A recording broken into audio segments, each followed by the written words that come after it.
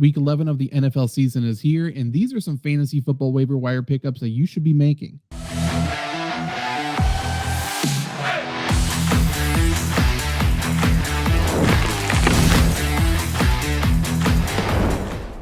What's up, guys? Zach Brunner here from Flurry Sports, and let's talk about some waiver wire pickups you can make in fantasy football week 11.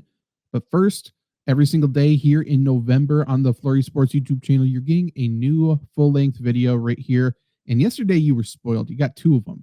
If you're a wrestling fan, Jake went through and did a fantasy booking for the entire John Cena tournament redemption arc.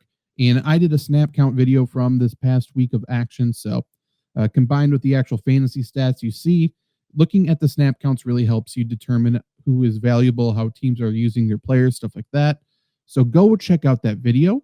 But today we're talking about some of the players you should be putting in your waiver wire pickups right now. For transparency, for a rubric, for all of that. These are players owned in 60% or less on ESPN Fantasy, and we use ESPN because that's where most of the people are. So let's just jump straight into that.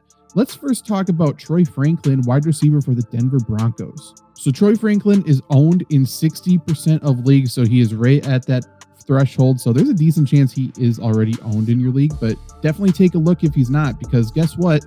He's the target leader for the Denver Broncos. It's not Courtland Sutton.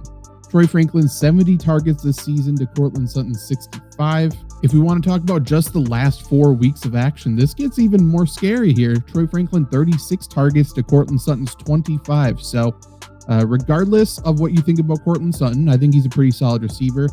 I mean, Troy Franklin already has that built-in chemistry with Bo Nix from college, and it looks like they are going to be using him quite a bit. But yeah, 36 targets. He caught half of them over the past month. 175 yards, 4 touchdowns. He has a 17 average depth of target, 17 yards. So he is getting used deep. When they connect on targets, it is very valuable. And he leads the team in red zone targets by a boatload. 14 red zone targets. Next closest is Courtland Sutton with 5. So he's getting the most targets. The targets he's getting are valuable. And the Broncos are not playing well, and he is still playing well. So all of the above is very good for Troy Franklin if the Broncos start, finding their stride offensively, which the only direction to go is up. You would think that Troy Franklin benefits from that as well.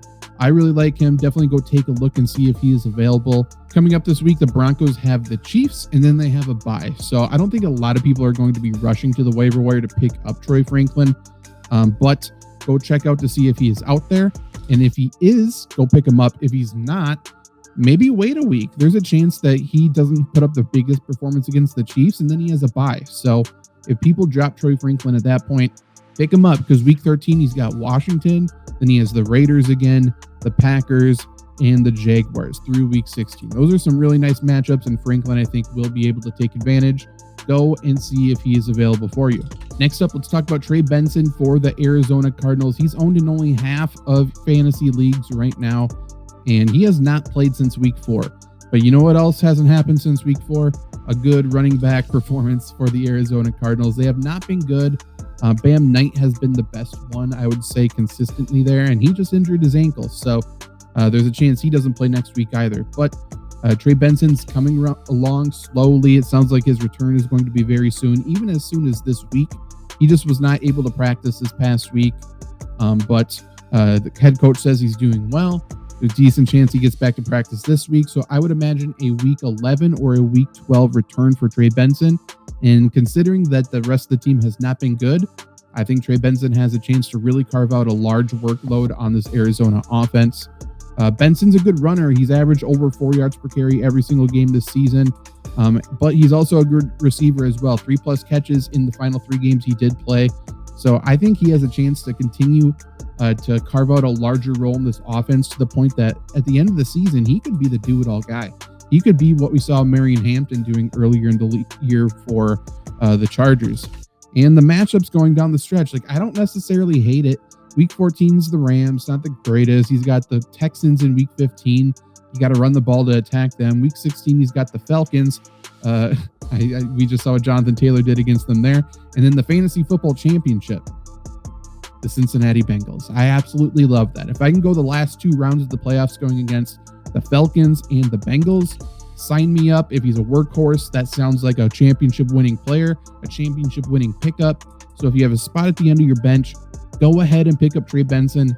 And if you have an empty IR slot, at least on ESPN, he is still considered IR, injured reserve. So you may be able to pick him up, put him in your IR slot, and then just sit and wait for that payoff to come, which should be coming very, very soon. Go get him. Okay, I know the order is a little bit weird in terms of positions with what we usually do, but now let's go back.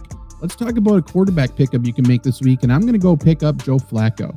Owned in just a third of leagues, Joe Flacco was actually dropped in several leagues this past week after a massive 470-yard performance the last time we saw him, but they had a bye week. So the Bengals are back in action in week 11.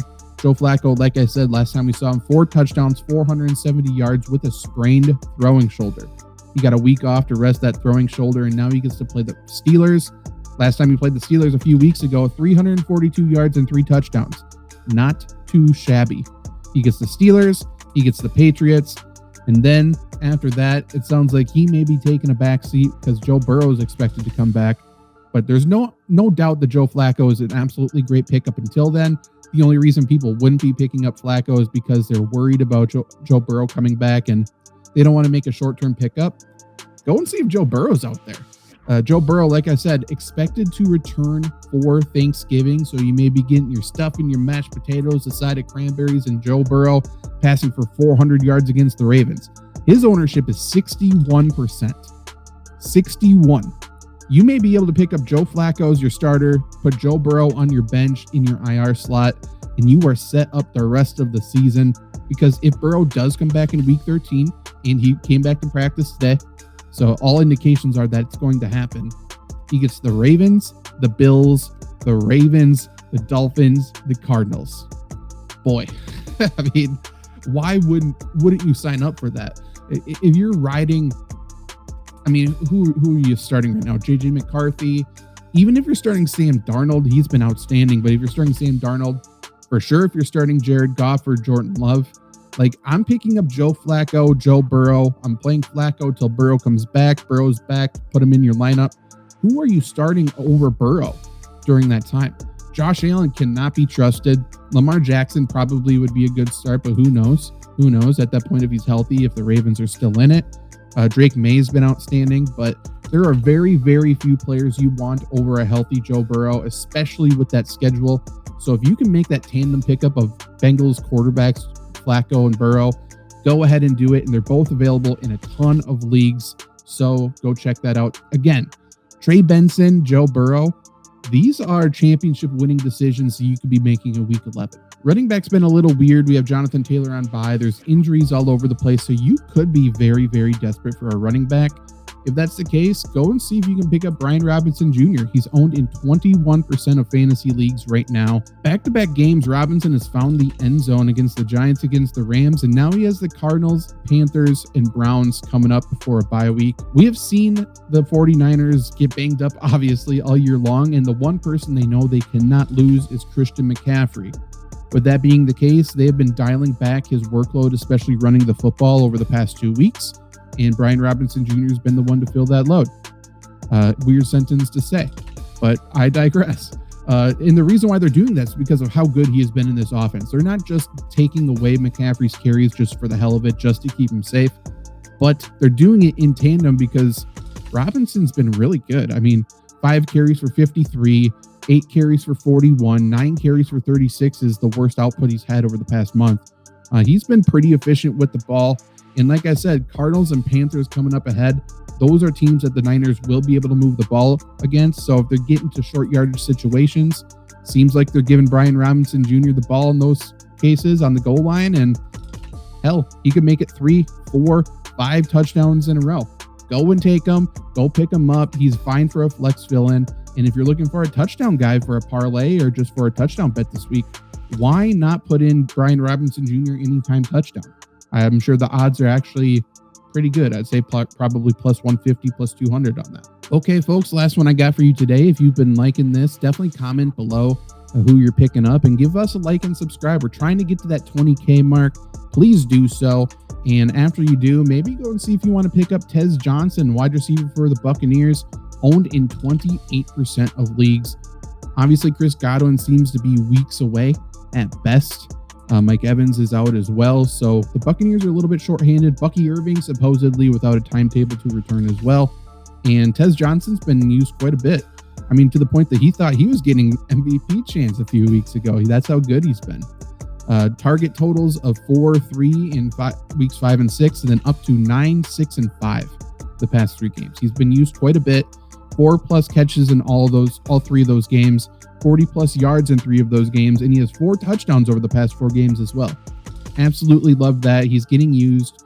Buccaneers are going to throw the football. Baker Mayfield's going to throw the football, and obviously attention is getting drawn completely away from him with Ibuka opposite of him. So I absolutely love that. Go pick up Tez Johnson. He is very safe. He's widely unowned, and he's got games against the Bills this next week. You know the Bills are going to come out firing after that embarrassing loss, so Buccaneers are going to have to pass it, and I think you can move the ball on the Bills. Then they got the Rams. That's tough. Then the Cardinals, the Saints, the Falcons, the Panthers, the Dolphins. As long as he's operating as that wide receiver too, Tez Johnson's schedule is beautiful. It's absolutely beautiful. So if you are weak at that wide receiver 3 spot, maybe you need a flex, whatever it may be, go and see if you can pick up Tez Johnson. He is getting used a lot, and maybe he keeps that touchdown streak going. Thanks for hanging out with me. Thanks for talking fantasy football. Let's keep the conversation going. Talk about fantasy football in the comments. If you want to join the membership, link in the description, and I'll see you tomorrow with a new video. Bye. Fuck yeah.